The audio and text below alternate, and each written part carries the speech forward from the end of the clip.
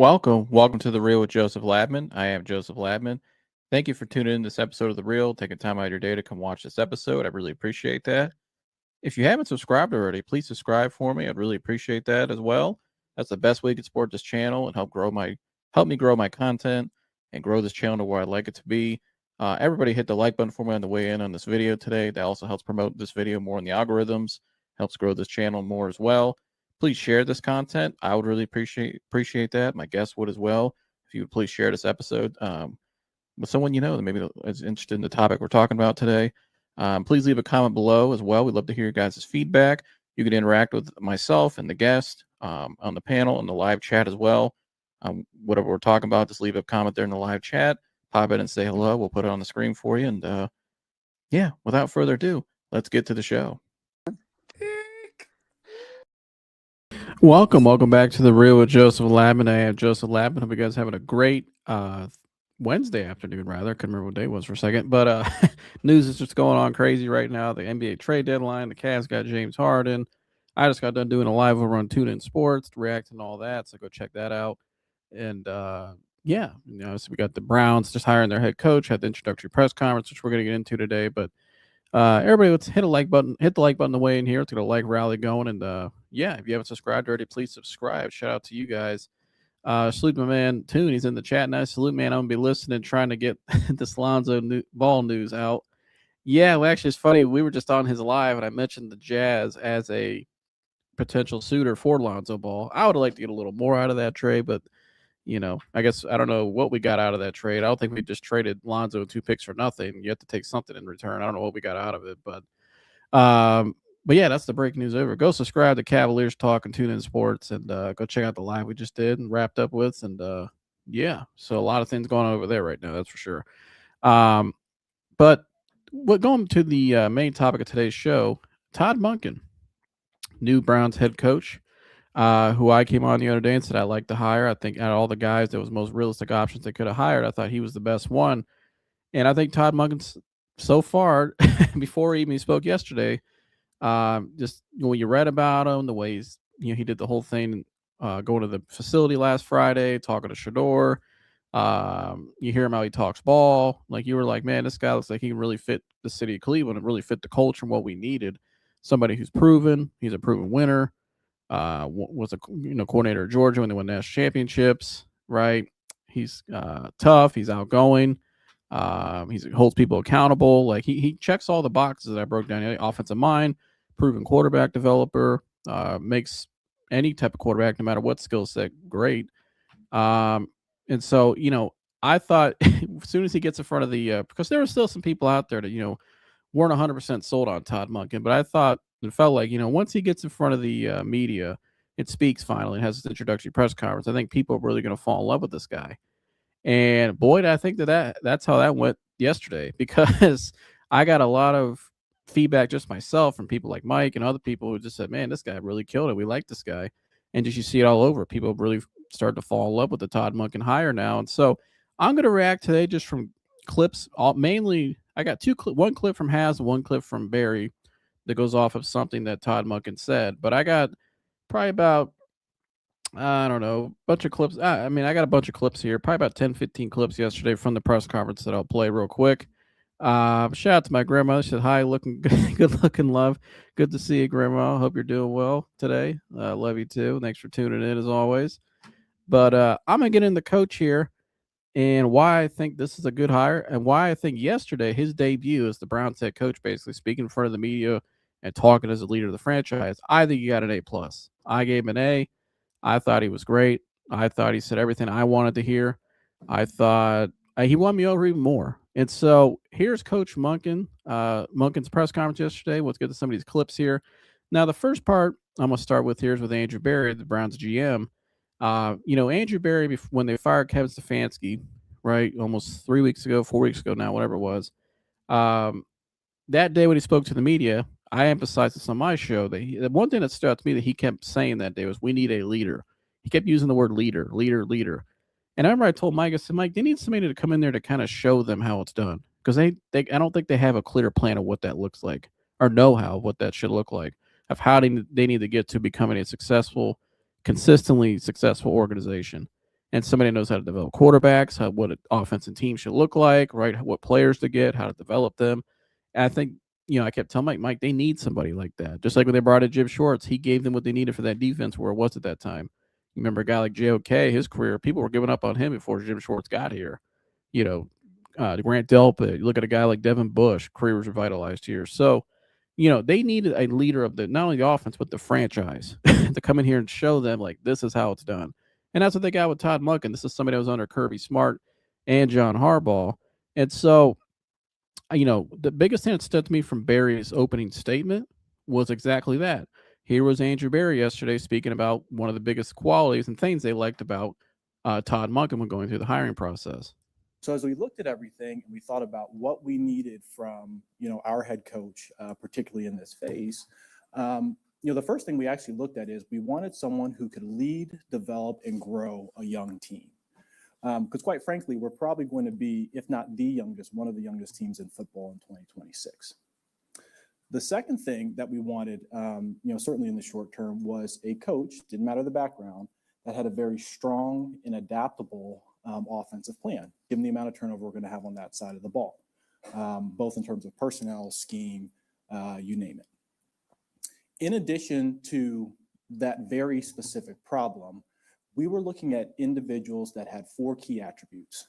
The first is something that we categorize as global intelligence. So that's not just cognitive ability or IQ, that's EQ and football acumen as well. The second is something that we term CEO leadership. So that's someone who has the ability to function at what we would call 30,000 feet, as well as the tactical level at ground level. The third, we wanted someone who had a demonstrated track record of innovation where they've been. And then the fourth, we wanted someone who had the characteristics of collaboration, given the head coaching position touches so many different areas in football operations in the modern day game.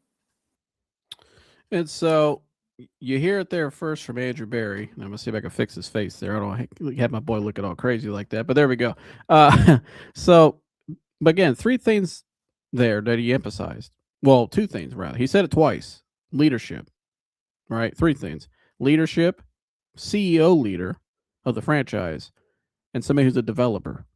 Right? Those are the 3 characteristics he kept emphasizing there, and I gotta say, that's exactly what I thought they were looking for. Because when I listened to their press conference the day they fired Stefanski, I think they were looking for somebody that just knew what the hell they were doing, and that's what they got in Todd Monken, and that's what he emphasized there. We brought in somebody that we feel is a leader of the franchise, has a plan, is innovative, will collaborate with us. Right? We can work together. We're gonna get to more of that in a second. But he's also a developer, and he's proven he's a winner. And so, I mean, you heard it right there from Andrew Barry. And again, that's what I expected, you know, um, for them to look for, because he said it when the day they fired Stefanski that they're looking for a leader. And so now on to Todd Monken, though, obviously the man of the hour, the main man while we're here. I'll get to some of my clips that I liked from him. Here's number 1 I like from Todd Monken, where he talks about how he and Barry, going back to Barry now, um, what's their alignment like? Because this is something I was wondering. Like, what's their relationship, he and Barry, right? Could they work together? Do they know each other? Like, how are they going to be how are they going to be aligned? Because I've said Todd Monken, I think, is going to be the equalizer for this organization. This is a Browns organization that's been very analytical. We're almost too analytical to an extent for many years now, almost a decade, especially the last 6 years. And so now they need somebody in here who, has that balance between football and analytics, but also has a relationship with these people, and they can collaborate, and they'll listen to him, first about what he likes as a quarterback. He's the guy that knows what the quarterback position should look like, right? How to develop it. What do we look for there? And so he and Andrew Barry both spoke about their relationship yesterday. Here's what they had to say. Secondly, I want to thank Andrew. Pointed that way, but you're right there. I want to thank Andrew Barry. Crazy enough, in 2019, when I interviewed here, my contact was Andrew, and actually was the first gentleman that I met with when I came in the building. And I could tell right away that our alignment and his clear vision for how you build the roster and how you develop players, we were aligned. And I look forward to being connected at the hip and building this roster to a championship level, consistent championship level. So that's Todd Monken's. You hear what he said there, that they're aligned. Look at that face there. You see that he's got to look like that on his face. You got no shot on the other side of the side on the other team. You got no shot. But anyways, I want to see that face just like Signetti on the sideline all year right there. I mean, look at that. That is, you got no chance against that guy. But no, I mean, I think so. He said they're aligned. They can work together. Their football philosophy, how they see the vision of building a team and development is the same. So that's exactly what you want to hear. And we heard Andrew Berry actually speak about this in his own press conference after Todd's yesterday as well. And Andrew Berry spoke on that. And here's what he said about their relationship as well. Andrew, two questions about 2019. Todd had mentioned you being a point of contact for him. What kind of relationship did that lead to? And then the second question is, I know you went to Philly, but in the interview process, what did he convey to you about his familiarity with the franchise and what he learned in that year? So that's a great question, Nate, because the interesting part is when we were supporting Freddie with building out his initial staff, he's right. I was the point of contact. So we talked about things during the interview process, supported him to get up and running, and then I think maybe like a week later I had gone to Philadelphia. Well, the flip side is when I was in the interview process for the general manager's position here, I called him and I was like, okay, like essentially, hey, what happened in 2019? Obviously you can infer from the outside, but there are a lot of good people, there are a lot of good players there. I'm surprised the season went as it, and he was very honest and forthright. And so we always like kept in contact. I can't say that we were incredibly close throughout that time, but it was always a bunch of it was really always a lot of mutual respect. Texted him after they won the national championship in Georgia. We always talked and texted like throughout the season when he's with the Ravens. Just always had a lot of respect for him. So I'm super pumped to have the chance to be able to work with him. So a lot of mutual respect there, obviously, between the two. They've had a relationship for a while. Going back to 2019, when Todd Monken was, came here as the offensive coordinator of the year with Freddie Kitchens. Andrew Berry at that time was, interviewing to get the general manager job, and then also he was in the front office, and he ended up going to the Eagles. But during that time, the few months even they were here, though, they made an impression on each other. They always stayed in contact, and then they always, and I say this all the time, any business year, like we have car guys that work on this show, that help contribute to this show, obviously Jersey, Mike, and all them. It's the same thing in their business. I see it all the time. When they need information on something or whatever, they can call another guy at another dealer or somebody they worked with in the past, right? It's the same thing in the football business world, right? The coaching community and just the football community in the NFL especially, but really college everywhere. It's a very, close community and a lot of contacts. Like you can find somebody through another guy, or you meet a lot of people when you go from place to place, right? And so a lot of that crossover, eventually that adds up to one day, you never know, you're in this situation. We've seen this a lot, where you're working with somebody you had crossover with in the past, right? So Todd Monken, though, continued to go on, and he was still giving his opening statement about, thanking everybody. He had an emotional moment when he was talking about his parents, which was pretty cool. Todd Monken killed it. But the one thing that stood out to me was this statement right here, when he was talking about the Haslam family. And this is why I believe in Todd Monken as the Browns next head coach, because I think this attitude is what we needed. Somebody with this type of grit, this type of attitude, this type of just not giving a crap, right? Just says whatever, says it how he wants to say it and how he feels. Here's what Coach Monken said yesterday about what the Haslam's right, giving him this opportunity and how much it means to him and what he expects to deliver. As a position coach, as a coordinator, and I will as a head coach. And, Jim and Dee and Jimmy, they cut a check with my name on it. You know what they expect? A freaking kick-ass football team. That's what they expect. And you know what they want? They want to become a winning franchise that our fan base in our region is proud of. That's all they've been about. It's how you build a winning franchise that consistently competes for championships. And you know what? My job is to prove it every single day. And I appreciate that. Thank you. So they want a kick-ass football team. I heard that yesterday. I was ready to go. I'm like, I'm going to go put my helmet and shoulder pads on. I'm going to go play for this guy.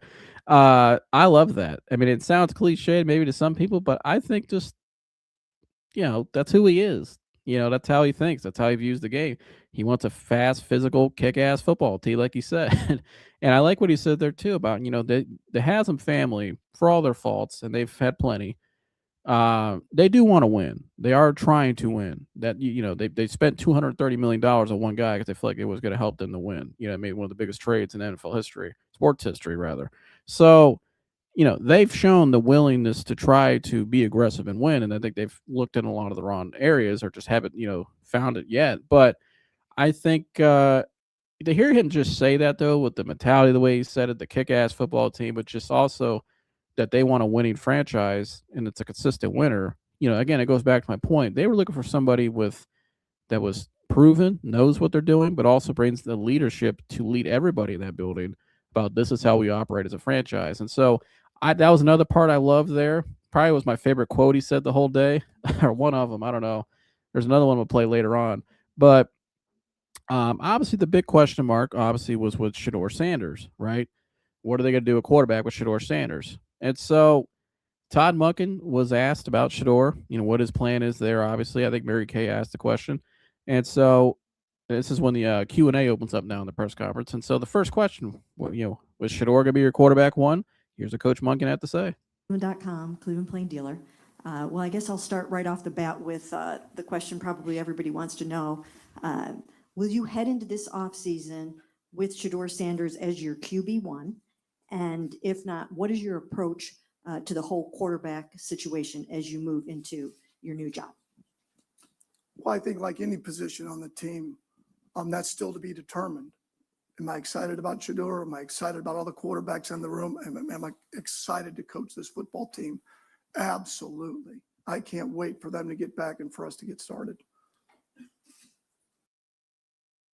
So you see there, Coach Monken wasn't very, he didn't commit to Shedeur as quarterback one, but he just said he's excited about Shedeur and what he has, his upside there, what he can become, right? He also spoke yesterday in another interview with another, I think, local news station, if I'm not mistaken, or another outlet. Anyways, that he goes, we got a guy here, Deshaun Watson, that at one point was a I think 3-time Pro Bowler, was a top 5 quarterback in the league at one point. What can we get? Can we get him back to form? So I think Todd Monken really, right now, like he emphasized in this thing, he's focused on getting his coaching staff, an elite staff, formed together, because that's very important as well. I think probably most important for him, because I think what makes a great head coach is the staff they surround themselves with. But I think the more he'll evaluate these guys and maybe look at some of the free agent options possibly, or maybe draft, I don't know. I think he'll have a plan together of what he wants, and it's going to be up to him. And yesterday, the biggest thing I think Jimmy Haslam said, in my opinion, besides some of the stadium news, which I'm not going to play that because it's not relevant to this, but in terms of the team, though, and the Todd Monken hiring, I thought the biggest thing Jimmy Haslam said yesterday was that about the quarterback and Todd Monken, basically, because one of the things I've questioned, especially when Kevin was here, where I gave Kevin some grace, was I don't think the head coach ever had full autonomy in what he wanted to do. But now that somebody make Pete Paul DePodesta's out of the building, and this is kind of a fresh start for the franchise. They're looking for somebody to lead them now. Here's what Jimmy Haslam said about Coach Monken having the decision about the quarterback he wants, and also who he wants to play, and here's what Jimmy Haslam had to say about that. Okay, and then the Deshaun Watson question is, do you guys feel like if Deshaun Watson is healthy, you have a potentially 3-time Pro Bowl caliber quarterback to offer to Todd Monken as he evaluates your quarterback room? Yeah, I think that's somebody asked a question about quarterback today, and I think Todd knows a little bit from playing us, but really, he's an offensive coach, and he'll start looking at that, and that'll be Todd's call. We have 3 quarterbacks on the roster, and we'll let Todd give us advice, and he and Andrew will work from there. And that's very key to me. It'll be Todd's call, he said, and that Todd will evaluate it all, and he'll give Andrew, his view on it, and then him and Andrew will work together about where to go to from there. And so where to go from there, if I could spit it out, sorry. And so I thought that was very key to me, that the fact that they're going to let Todd Monken actually not only evaluate the quarterbacks, but also pick what quarterback he wants and the type of quarterback he wants. And now it'll be Andrew's job to go out and make that happen, whether it's they stay in-house or they want to go out and acquire somebody, either in the draft or via trade or free agency, whatever. And then maybe not just this offseason, but down the road, even maybe next year. So I thought that was a very good moment there. I thought that was a plus that, he came out and said that. Now, what kind of traits would Todd Monken look for in a quarterback? He answered that question yesterday. We'll go back to Todd Monken now. And, again, he's going to have full autonomy in the quarterback position, right? But what kind of quarterback would Todd Monken look for? Here's what he said about that yesterday. Hey, Todd, Chris Easterling, Akron Beacon Journal. Just want to ask you, as a former quarterback, what is it you're specifically looking for in a quarterback? What is that trait? What are the traits that you feel like are critical for a successful quarterback, regardless of level?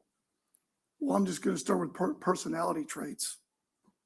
I mean, when you talk about who's going to lead this team, who has the it factor, who has those characteristics that the team wants to follow and believes in them because the ball's in their hand every down.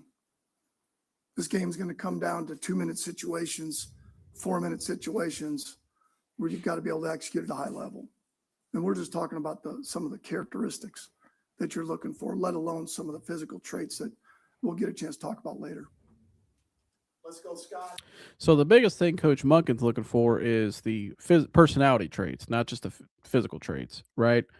And so I know in the past he's been on the record saying he likes a more athletic quarterback. So we'll get to that, like he said, down the road. We'll see where they go from there. But biggest thing he's looking for is a leader of the franchise, a quarterback, somebody that the guys believe in, somebody who has the it factor, right? Somebody who has confidence, right? And some of those Shedeur Sanders has, right? And I think that's ultimately what he's going to be looking for. I know he may have a preference in terms of what style of quarterback he likes from a physical trait, athletic trait, from that standpoint. But I think the biggest thing though is going to be personality, leadership, command, right? And this is something that I haven't heard a coach really say in my lifetime. Really, I can remember a coach coming in here and saying they're looking for that at quarterback. Like, we're not just acquiring you for your stats and what you show on the field. Like, what can you do, behind the scenes every day when we're not playing? Monday, when we're at the facility Monday through Saturday, whatever. How are you leading your team? What is the extra work you're doing? How are you pushing your team? How are you leading the franchise, the offense? Is it somebody people will buy into, the teammates around you, the other 10 guys on offense, and they'll believe in you, right? So I think that was a very key moment there, in my opinion, about some of the traits he looks for. And I love the answer he gave because that's the right answer and that's what you should be looking for. And so, and then going back to Todd Monken now in this press conference, another clip I thought was pretty cool yesterday was he talked about how he's always wanted to coach, and I thought this moment here I loved because he talked about you can tell he's a godly man, it's like myself, and I thought this moment here just really showed not only his passion for the game, but also a guy who's just a man's man and a leader. And he's spiritually based and he has a good foundation. And he's somebody that I think the guys in that locker room will really gravitate towards. And I thought this really showed really good leadership right here and what he could be. So here's Todd Monken. Game I ever got was about football. So all I ever want to do is coach and be part of a team. To me, it's not until you get into the NFL that you ever process like the opportunity could potentially be there to be a head coach in the NFL. Obviously, you have to probably reach the coordinator level to where that becomes a possibility. And there have been times before where I've been close. And I believe God put you at the right place at the right time. And that is now. Dan Lobby, Cleveland.com. This kind of goes with Scott's question. Obviously, you've been saying it's a long time coming. Did you at any point think something like this wouldn't happen for you? And does that make this opportunity more meaningful for you? For sure. I mean, I'm not getting any younger. I mean, let's be real honest here. Although I'll say this, that the version you're getting of me now is a hell of a lot better than it would have been 15, 20 years ago. So I'll at least say that. Okay, but you get to the point where this is God's plan, which is fine. To be an offensive coordinator in the NFL or even coach in the NFL, I don't think people really realize there's 32 NFL teams. There's approximately 68, I don't even know how many more there are, Power 4 jobs. So whatever job we have, be it in the NFL or a Power 4 school, there's only 100 of you in the whole world. That's all there is. Within a 30-mile radius, there might be 100 doctors, 100 attorneys. You talk about a small group, talking about an elite group of men. So sure, there's a time where you think that's not going to happen. But very appreciative for the jobs that I've had and the players that I've been around and the coaches that have helped me get to where I'm at, because you absolutely cannot do it alone. And so a lot of that stood out to me there. Couple things you heard from him there: humility, gratitude, leadership, self awareness, self reflection. Right, the guy you would have got 10, 15 years ago is not as good as the guy you got now. God's plan, and isn't it funny? It is how God works. I mean, it's I mean, Barry and Monken met in 2019 for a short time, but isn't it funny? The first guy Monken said he met when he came here to interview, was Andrew Barry. So it's kind of funny how full circle those guys are the ones that are back here together now. And just how God works in mysterious ways. But I love what I heard there. Just a leader of men, and the way he characterized that. I mean, how it just even in life. I mean, when they asked him, did you ever think it wouldn't happen? And he said, yeah, you wonder that, but he said, it's all about perfect time, and I'm glad I waited. He was resilient. He stood out. He stayed the course, didn't give up, and the right opportunity came, like he said. And that's really just a way of life, And that's why this stood out to me, because I think what makes a great, not only football coach, but a leader of men, is their ability to make you think it from life, from that, or football, not just football, but anything from that standpoint. They're able to reach you at a personal level like that, because I can relate to a lot of what he said in my own journey. You guys have watched my channel for a long time. My journey. That's something I still I practice every day spiritually now, is staying focused on the Lord and his timing. The past is the past, it's over with, but look at all the great things now, right? And look how I've even seen in my own life why God maybe rejected me from certain things in my life, and why he you know, made me wait for certain things, right? And I see why. And he knew what he was doing all along. And I still trust him with things now in my life still to come. But again, the fact that I'm up here talking like this shows you he has that quality, right? He's gonna reach that locker room. He's gonna probably reach them at a deep level that I think gets the best out of a team, and what makes them become closer as possible. Because, yeah, it's not just, we can talk about Jimmys and Joes and X's and O's, but that's a trait that you can't, it's hard to come across, especially nowadays. Because a lot of these guys now, these younger coaches, I'm not saying they don't have it, but they don't have the people experience, right? They don't have the maturity, but they may not have that background either, that foundation where they're able to reach a team like that, have that true leadership quality. It's more about them first, and being the hot boy coordinator, or trying to go out and impress everybody, do something, do something out of the ordinary, and or just not stand up to the people upstairs, which we've seen. Like, I mean, you got to have somebody that's firm in their foundation, and they're not wavering. And I think that's what he is, and that's what they've needed. They need somebody in there that's going to be a pillar of that organization, and it's going to help them move forward. And so I thought that was a great moment in the press conference. And then also, it helps you culturally too. And going off of that with the culture, building a culture here, they asked Todd Monken yesterday about what that culture, right after this, what his culture will look like about accountability. And this is a great question too. I believe the gentleman from the Academic Journal, Jimmy Watkins, I believe, asked this. He actually has pretty good pieces. He writes a lot, and so shout out to him. He does a hell of a job. He asked a very good question right here. Even Todd Monken says it's a good question. But here's what Todd Monken said about his culture of accountability here. Say about you, how do you set that culture of accountability in a way that doesn't turn players off, so to speak? Great question. Like I said before, I think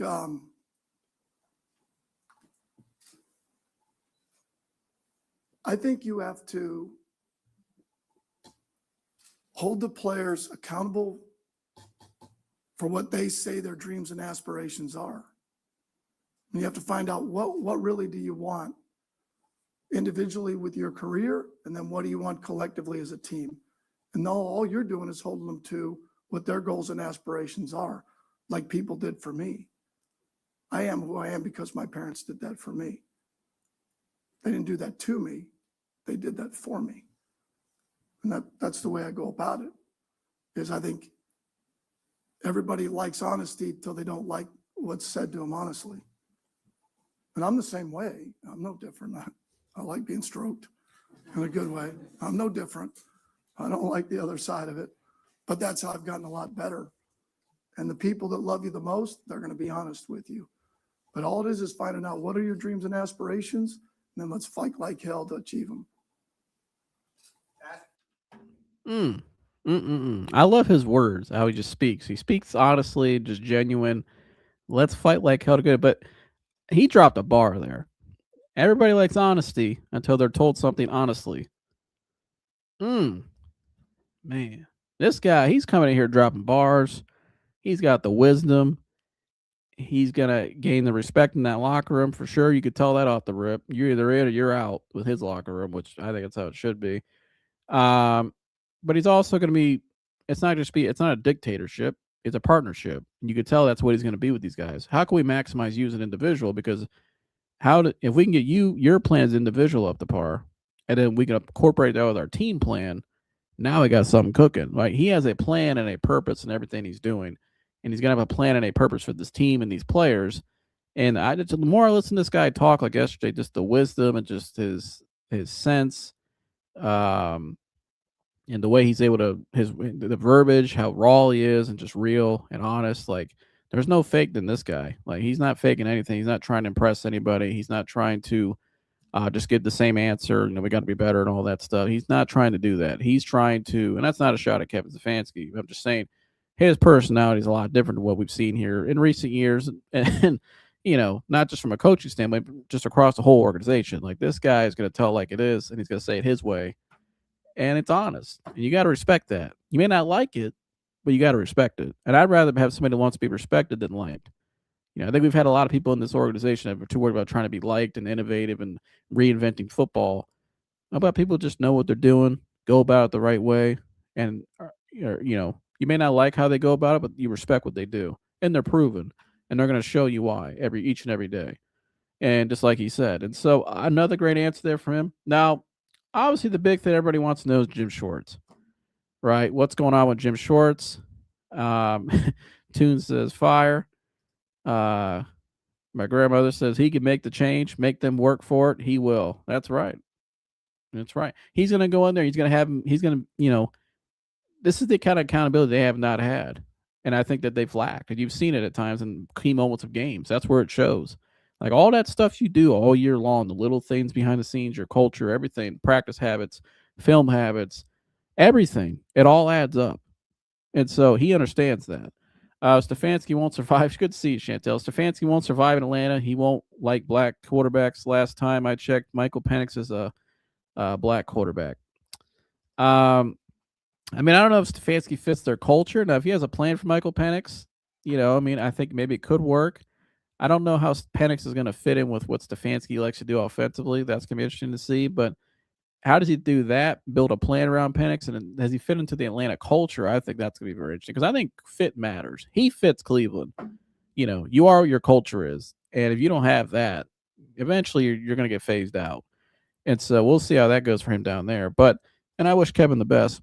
But going back to Jim Schwartz, though, what's their plan with Jim Schwartz? Is he coming back? Like, what's going on there? Well, he was asked about that yesterday because that's obviously something everybody's wondering. And their answer about the whole thing, Haslam and him and Andrew was all basically the same. And so here goes that real quick. And I'll play the one right after that as well. I thought he had a pretty cool answer after this. I think Jim is an outstanding defensive coordinator. I think we all would agree with that. But I think it's a little inappropriate for me to comment about that at this time. Secondly, when you looked at, and so that's pretty much all we heard from them yesterday about that. They're not going to comment on the Jim Schwartz thing. He did say he spoke to Jim Schwartz, and he didn't get into details. So they would like to have Jim Schwartz back. They love Jim Schwartz, what he's done. But that's all he's got to say on that. I liked what he said here after this, though. Again, going back to who we kind of seen who he is and his vibe as a coach, the energy he brings. Listen to this here. the Browns from the outside. You just mentioned the defense, but just in general, you've been through some situations where it's been big turnarounds. I know Southern Miss, I think you're like 0-12 or whatever the first year, and that. What does it take to get, especially in the NFL, to get a turnaround situation going? Perseverance, because it's hard. I mean, winning's hard. I mean, it is hard, but the reward is unbelievable. I mean, that's what was fun about the thoughts of being the head coach here. I mean, if you like a challenge, let's go. Let's get this to where we're the standard, and the time is now. The timing is now. It's hard. It's perseverance, mental toughness, surrounding yourself with the right people, staffing, and then player wise that want to run into that smoke. Because not everybody wants to run that smoke. Not everybody wants to look at it like it's 4th and 1 every day. And it is. It's 4th and 1 every day.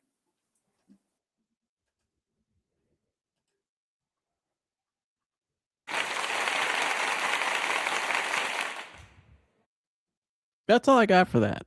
I mean, that was awesome. Awesome. It's 4th and 1 every day. Nobody wants to run through that smoke. And I like what he said. You like a challenge? Let's go. So he's already setting the tone from day one. Like, this is exactly what we need. This is a breath of fresh air hearing this. Because, I mean, this is somebody. I mean, I don't want to. If I had a Browns helmet, I'd put it on right now. I don't know if I got my Browns helmet. I'd put that thing on right now. I'm ready to go. I'm ready for next season. I'm at the gate. I'm ready to go to the first game. I'm ready to go to training camp. I mean, I'm excited.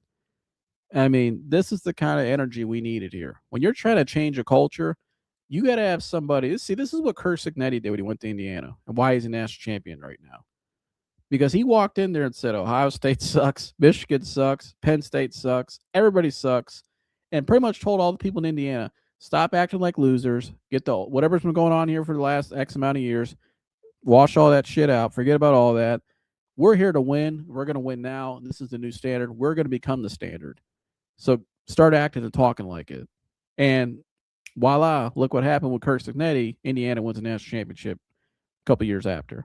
And now they look like they have kind of really reinvented a lot of things of where the teams are going to try to look for in college football in terms of winning a championship year in and year out. And so that's what he's doing. And I said that I said, why can't this guy be the Curt Cignetti of the NFL? Because he's got all the traits. He's got all. I mean, he talks like it. He acts like it. He is. I mean, he's all about it. And I love that. That's what he said there. I mean, that is. I'm ready to go right now. I mean, I'm ready for next season right now. Let's go. I mean, I'm ready to go. But moving on though to back to the defense. They asked him a little bit about Jim Schwartz again, and if Jim Schwartz wasn't here, and I thought this was key. If Jim Schwartz isn't here, what are they going to do? Well, they got hired internally. Are they going to reinvent the new defense, right? Or bring a new defense? Not reinvent, excuse me. Are they going to bring a new defensive system? Here's his answer about that, and I thought this was fascinating because Jim Schwartz, Todd Monken said whether Jim Schwartz is here or not, they're not changing their system. That the players they have, and I thought this was a great answer because he's right. The players they have are built for this system. It's just up to him to get somebody in there, whether it's Jim or somebody else, to just get the coaching standpoint where it needs to be with development like it has been. That's why you hope to bring Jim back. But here's his answer there about the scheme. Myles Garrett had a reaction to that on Instagram where he showed, someone hanging their head. Denzel Ward has said, I really want Jim Schwartz back here. So my question to you is, I know you can't go into detail about your convo with Jim, but what can you say to these players, or how confident are you that these players are going to like the direction that you're going to be able to go on defense? And will you be able to maintain the incredibly high standards of the defense, even if Jim doesn't come back? Well, first off, my anticipation is we're not going to change the system. Very difficult to go against. I'm not planning on changing the system. We're built for the system that they're in currently. And I'm not going to get into staffing because that's not at this time to get into that. But they can be rest assured that we're going to keep the same system. We're still going to let them attack. We're still going to let them play free. I can't see any other way. They're a big reason why I took this job. The defensive players. I didn't take this job because of Jim Schwartz. I have a lot of respect for Jim Schwartz. but as I would hope he has for me. But I took it because of the players that are here, the ownership, Andrew Berry, and the ability to build this roster from the ground up on the offensive side. So, and I said this to the other guys. I didn't think I'd say it, but I'm going to say it. When I was preparing for the Cleveland Browns, I wasn't trying to chip Jim Schwartz. I was chipping Myles Garrett. And when I was sliding a protection to the outside backers or Grant Delpit that were blitzing off the edge, I was sliding the protection of the players.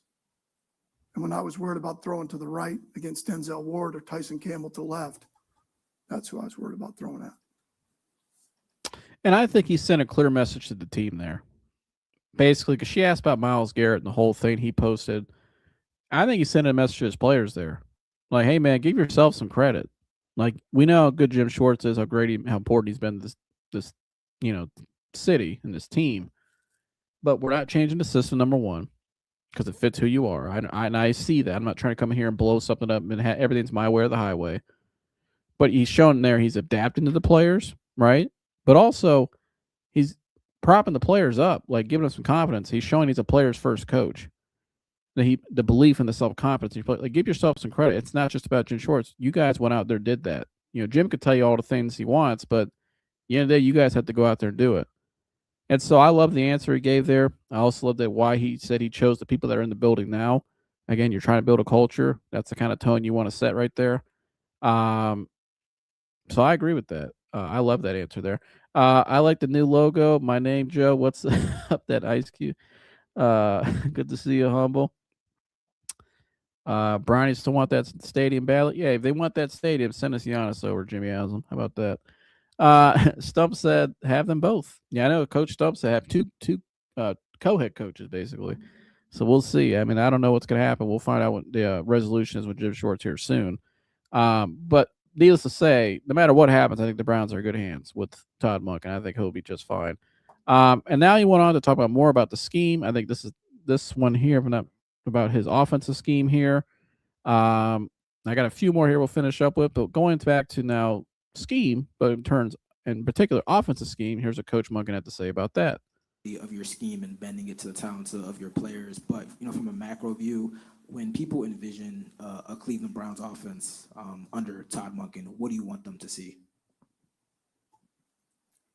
Well, that's a question I get asked all the time. Like, what system do you run? What is that? And the way I'll try to phrase it is to score any way possible. I don't care what it takes to score. It's about scoring points. I would hate to put some sort of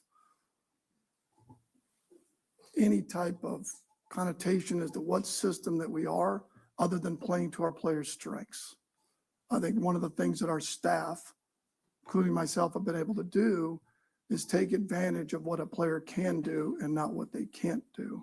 Every player in the NFL is elite. And they all have a trait, at least one trait, that allows them to, I don't want to say this, allows them to function, play at a high level. You just got to find what that is and not try to put a square peg in a round hole, taking advantage of what they do. And I think that's what we've been able to do consistently. Go. Yeah, I mean, I love that answer there. Again, it's not going to be just his way or the highway. I'm going to make a scheme that's catered to the personnel I have to maximize that. And we're going to be versatile. We're going to be dynamic. We're going to be multiple, right? That's what you want to hear. And that's what he is. And that's what he's proven throughout his career. He had Stetson Bennett at one point in his career. And he had Lamar Jackson. Stetson Bennett got drafted. He was successful in the national championship at Georgia with Todd Monken. Lamar Jackson, 41 touchdowns, MVP. Right, so this guy's shown he can be he's versatile and he can adjust and make a system that caters to the players and maximize their strengths. So that's pretty much the answer I expected from him there. Coach definitely sounds like he chain smoked a pack of cigs for the press conference. Clear the throat, Coach. Yeah, he sounds like a Cleveland coach if you ask me. Chain smoking cigarettes. Hell, he's probably giving players cigarettes at halftime. Probably out there, you imagine him out there bitching him out like, what the hell are we doing out there? I almost said another word. What the hell are we doing out there? First down. Here, give me my lighter. He goes like this, right? You see him like this, inhaling and exhaling, just. All right, so here's what the hell we're gonna do in the second half. We're gonna go out there. We're gonna stop effing around. We're gonna start running it down their throat. I'm tired of this shit, right? And then he gets pissed and throws it out. Then he's like, "Let's go out there, play some football." Right? Remember Rex Ryan when he spoke to his team that time in the NFL? What's that show they do in the off season? I can't remember. The whole thing they do at the training camp. And when he's sitting there talking to his team, and he's sitting there just cussing him out, and then he's like, "Let's go get a gosh damn snack," and walks out. And just walks out. Let's go get a snack, and just walks out. I mean, that's the kind of vibe I get from him. That's what I like, though. That's what we needed. That fits Cleveland, and I'm all for it. I'm all for it. I know Jersey's all for it too, Humble. But the last few clips I got here, going back to culture and just the attitude, right, setting the tone. He finished up with that yesterday with these last clips here. I love this next one he gave here about how basically accepting losing is not in his vocabulary. And again, going back to Kurt Signetti, if you're trying to change a culture, words are very important to me. How you talk to your players, this tone you're setting, you have to make a point to them through words and just kind of, the way you're going about it and your actions every day. And they will follow you because they will buy into you because they will see the results, right? Because it's proven. He knows what he understands what he's talking about. He knows what he's doing. He came from Jim Harbaugh, came from Kirby Smart, won two national championships, right? He's been on a lot of successful programs. He knows what it looks like and what it takes. Listen to what his answer here. I love this tone again. That you asked that because in the interview, there was a question that came up about strength as a head coach. And the other was where your gaps as a coach, where you need help, where you can use people to fill in those gaps. And the other was, how would you envision yourself being unsuccessful? That's not even in my vocabulary. It just isn't. Scott?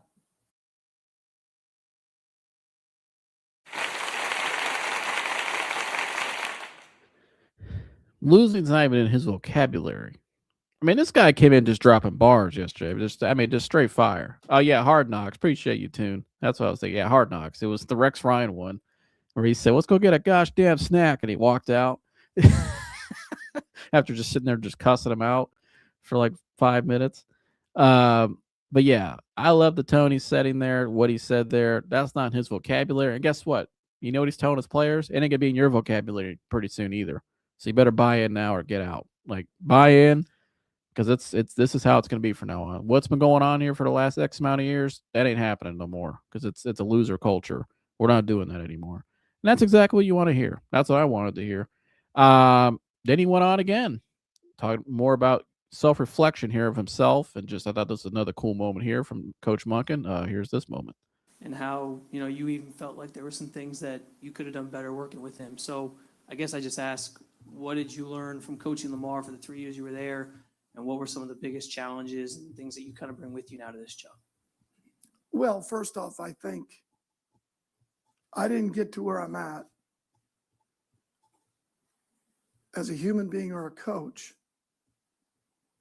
without owning and then fighting like hell to fixing. And I think that's important in a relationship. I think that's important in life. Is there's a certain amount of, a bar graph here, follow me, of that 10%, 15% complaining, self-preservation mode that we can all get in when things go bad or things are tough, which that's life. That's relationships, that's coaching. But the other 85 to 90% is owning your mistakes because we're human and then fighting like hell to fix them. And that's what I've been about. The moment you get, excuse me, you're about to go. The moment that graph elevates and the other one shrinks, you're not in the place you want to be at. First of all, Lamar and my relationship was awesome. We get along great. We didn't have the success last year for a number of reasons, and it doesn't matter. Fact. He was banged up. I would have loved to have seen it. He'd been healthy the whole year, but he was not. Doesn't matter. We didn't at times didn't give ourselves the best chance to be successful. And you got to own that. That's part of what we do. I just love the way he just eloquently talks about things and presents things and describes things. Right? This guy, they're looking for a CEO leader. They got one in this guy because he definitely looks, talks, and acts the part. No doubt about it. So I love that answer there. I thought that was great, and having some self reflection there about his time with Lamar, because I've said that was big criticism people were giving of him. Oh, look what he did happen this year with Lamar and the Ravens wasn't great, and blah blah blah. Well, it's like, well, wait a minute, that goes both ways. Like, but he gave the right answer there. Like, here, I own it. We all owned it. It is what it is. Doesn't matter now. It's over with. Like, time to move on. So, but last few ones here from Coach. We'll go to this next clip I have queued up here, and was taking a listen to what Coach had to say here. I found this pretty fascinating as well from Coach. Attribute that's been something that has been like top of mind for this hire and for you. What makes your approach to player development so unique and different, not just maybe in the young players and rookies that are going to be coming in, but the guys on the fringe, guys that are in that practice squad role looking to move up? And how do you approach that with depth as well? Well, I think first off, as coaches, we can never forget that we have a job for our players, ever. That's why we have a job. And we're in the development business. I know that's just the start of it. I'm kind of repeating what you said. Because no one has a ready-made roster. You only have so many picks. That's what you have. So starts with the top that believes in that, then the head coach, then down to the assistant coaches that we're going to coach everybody. At some point, they're all going to play for us. At some point, that's going to come up. And the best way to build their confidence is to spend time with them. That's the biggest thing. And to develop every aspect of their game, that's in the classroom and on the field. And everybody has a hand in this. Everybody from sports science to our coaching staff to what we've seen at the beginning in terms of their skill set and how that fits with what we want to do. Todd, you were asked about the quarterbacks. And so I love that answer there because, we haven't had a lot. I've questioned the development in this franchise. Other than Jim Shorts being there defensively and when Bill Callahan was here and Stump Mitchell, the development overall, though, as a team to me just wasn't where it needed to be.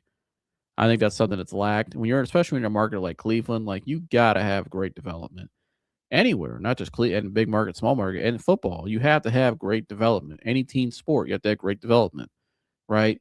And I think that's what the Browns, in my opinion, have been missing. I think they haven't had that just true, when you look at that franchise, like, man, they get all these guys, they just, year in and year out, they get from later rounds even, that just developing the decent players. You know what I mean? And that's key. And that's something I heard him and Andrew talk about yesterday. It's just like we want to, Andrew Berry even said it, that it's a collaboration process but they see a line in terms of how important development really is.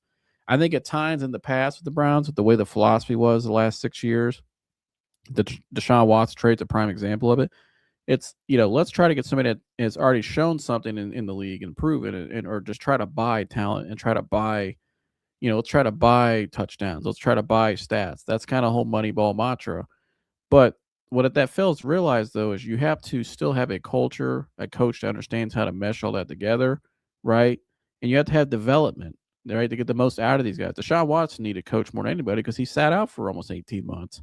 He needed coached. And, according to Stump Mitchell, Kevin just didn't do that. He tried to let him make him feel like a superstar. And I think they kind of lost the respect there amongst each other. I think Deshaun didn't like that. And so I think they grew a disconnect, right? And I think with this guy, though, they understand now how important that is, right? You have a standard of an organization, and your goal is to get the most out of each player. And so I thought that answer there was phenomenal. The last one from the press conference I liked from Coach, he gave 3 words here to top it off about what his attitude is now going forward. Now that this is out of the way and he's in the building, it's go time. Here's what Coach had to say. Baltimore and Pittsburgh and Cincinnati this year. Baltimore and Pittsburgh, obviously, with new staffs. You were involved with plenty of shootouts with Cincinnati when you were with the Ravens. I can't wait. I can't wait. That's it. Setting the tone again. He can't wait. I thought Todd Monken nailed that press conference. I love the answers. Again, I feel like we've got somebody now that's going to hold players accountable, who's going to bring a culture, instill a culture, is going to develop players, get the most out of guys. You know what I mean? Is able to really get into the players at a deep level and connect with them and bring them closer as a team. I mean, I thought everything Todd Monken said is exactly what we needed to hear. And again, just the attitude and the great. He connects with the city. You know, he fits the culture of the city. Like he's got everything we were looking for, I think. And so, I give the introductory press conference an A plus rather. I thought he did a great job. And then to finish it off today, because that's all I got from these press conferences. I thought this is another cool moment too from Coach Monken. I believe I have it up here. Give me 1 second. He spoke to the local news channel yesterday, WKYC. I believe I have it up here. Give me 1 second. I'll try to find it. But I loved what he said in this other interview we did. Just the attitude and just the tone he's trying. Oh, here it is right here. The tone he's trying to set. Here's Coach Monken yesterday on WKYC. Or you can to put yourself in a position wherever you can compete for championships. You've been so many different places. How much are you looking forward to just, finally being in one spot and staying here, hopefully the rest of your career? I really don't even look at it that way. I really don't. I mean, I'm ready to get done with this interview and start back on football. So let's be real honest about it. I mean, I really don't look at it that way. I look at what we've got to do today to be better as a team and an organization. It's hard to preach patience to a fan base that's waited since 1999, but there have been some one-year turnarounds in the NFL. You look at one of the teams that's playing in the Super Bowl, the New England Patriots. That was considered a one-year turnaround, what they've been able to do. Do you feel like that's something you can do, or do you look at it as, it's probably a little bit of more of a rebuild, more of a project for a couple of years? I won't ever put a cap on where this organization can go or we can go as a team. I just know it's going to take a lot of hard work, and we're going to put a great staff together, and we're going to attack free agency. We're going to attack the draft and put ourselves in the best position we can to win a ton of football games. Because at the end of the day, this is all about winning. And let's not kid ourselves. I mean, if you're not winning, I'd rather be winning in Alaska than losing in San Diego. So, I mean, let's be real about what we do for a living. Last. Setting the tone again. He'd rather be winning in Alaska than losing in San Diego. Guy was dropping bars all day. Just shout out to Miss Sparks. Fire. I mean, yeah, he was dropping heat all day. So again, I give the whole thing, the whole day, an A plus. I thought Coach Monken was great. I'm very excited about what the future of the Browns is now that they have somebody like that in charge. And I think good things are ahead. Taking one step, one day at a time. And like he said there, they got to nail this draft, got to nail free agency, got to figure out what they're going to do at quarterback. But we'll see what they could do. But I feel like they definitely got the right leader in charge now. And I think it makes me more confident in them to get it right going forward. So, and that the fact that he and Barry are collaborative and working together. So, we may have found our own Curse Ignetti. I don't know. But shout out to all you guys. Like, subscribe, share all that good stuff. Leave a comment below what you thought about the press conference. What grade do you give it? And what was your favorite moment? And yeah, that's all I got for you guys. I'm out of here. Go.